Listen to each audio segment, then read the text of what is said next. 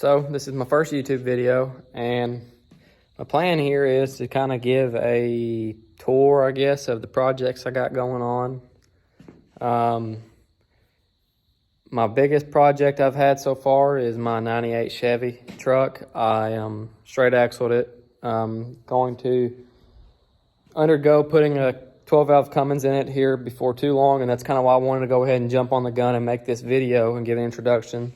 So maybe I know it's a common swap. A lot of people have a lot of questions. Maybe this video can get out there and help some people. But the powertrain is right here. Here's the 12-valve. I pulled it out of a 1995.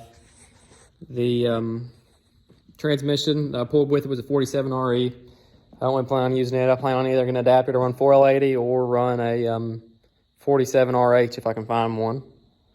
Another project I have, which will be undergoing a 400 small block, more than likely, I think is my plan as of now, unless I find something else I decide to go with. It is a 1991 single cab, short wheelbase Chevy truck. It's lowered about 8 inches in the rear. The front's maybe 5. I think I'm gonna lower a little bit more. I got wheels for it already. It will be going on paint here before too long. The interior needs some work, and then we'll get it going on whatever I decide to do with it.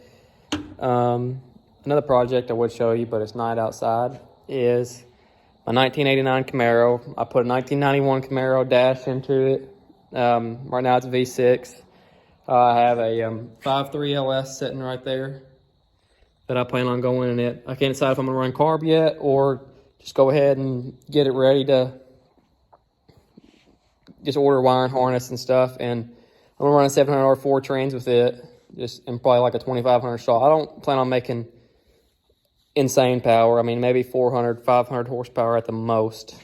Just depends on how good of a deal with stuff I find and stuff. I do plan on running like a BTR cam or whatever. It needs a paint job as well. I bought it at an auction. I would rather put the motor in it before I put the paint job, because I don't want to end up scratching it. Because I mean, as you can see, I got all kinds of stuff in this garage between me and my father. I got a transmission torn apart right here from this truck. Wheels, we got a tire machine over there. I have almost anything I need except for a lift, which hopefully one day soon end up buying one, because we are in desperate need of it. We have probably 15 trucks sitting right here in the driveway just because of stuff that we buy, get parts off of, fix it, sell it, or whatever. You can see the underglow on my straight axle truck right there. Another project that we have, which is actually our farm truck, my father's truck, is it's a 1999 single cab long wheelbase, really long wheelbase. It was a tow truck before we got it. And had 454, had a rod bearing, or a bad rod. It was a rod knock, but it was a main bearing bad. And I ended up buying a 91 or something like that, Cummins, first gen Dodge. Been setting for like 10 years. We started the truck up right there, drove it on the trailer. And we pulled the motor, and this truck had the NV4500 in it stock. We'll be having the 454, and so we just kept it, but we used the adapter plate off of another 24 valve that we ended up buying, and got all the other internal, the flywheel, stuff like that, to bolt up to this trans from our 12 valve VE, of course. My motor, my 95 is a P pump, obviously, but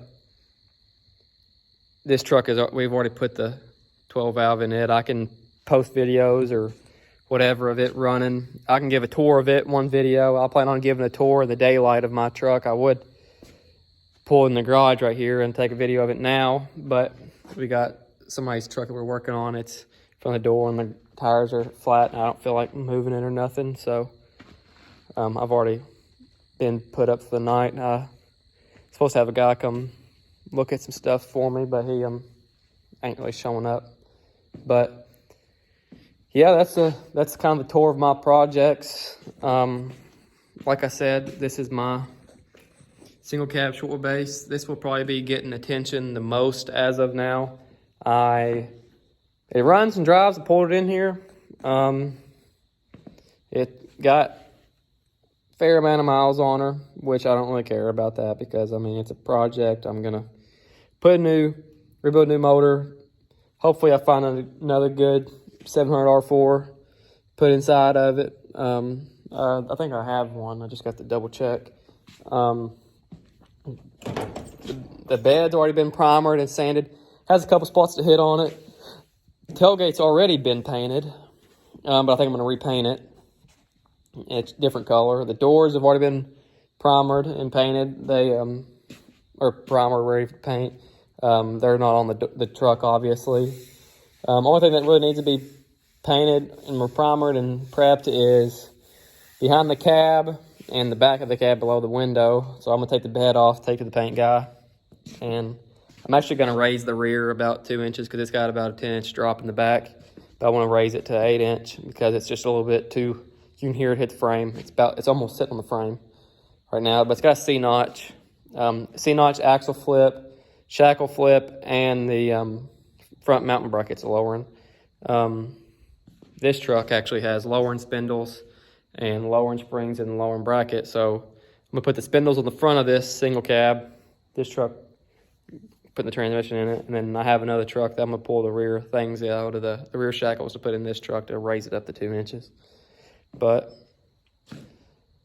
yeah, I kind of made this video to kind of introduce everything. Maybe somebody will get interest and subscribe. I got a lot of stuff going on. Really, there's no telling what will come in and out of these videos, what comes in and out of here. Me and my dad both go buy trucks left and right to pull parts. I actually bought a truck yesterday, and it's a single cab short wheelbase, no title. It burnt. The kid tried to put a motor in it. He took 2 trucks, made one. It burnt. Whatever. Long story. Has 6-inch lift. So I actually bought it. Got a good deal on it. Sold the lift and sold the seat and sold the steering column. And then I sold a cow hood that came on it. I didn't really like the cow hood. It had some funky vents on it. Just wasn't my style. So I sold that and already made my money back, and I got more stuff to sell off of it, and just those kind of things. I can make how-to videos or whatever. Yeah, we've got a lot of projects, a lot of progress to be made. With LS swaps, there's a lot of content I'm sure a lot of people would be interested in, see what kind of parts, because, I mean, I'm no master mechanic, obviously. I'm working out of a garage that's on our property, and kind of do everything we can to save money to do it, but also make something really cool. Don't cut any corners. And so it'd be a legit stay-at-home, swap from our garage. As you can see, these are junkyard motors. This 6.0 has 300,000 miles on it, and we're going to re-sleeve it all, put all new internals and everything on it, of course, and get it ready to go be a good running motor again. This motor came out of that truck sitting right there. We put a new motor in it for the guy, and he gave us this core, so I'm going to build it to put in my Camaro. We got another 6.0 sitting right outside the door right here.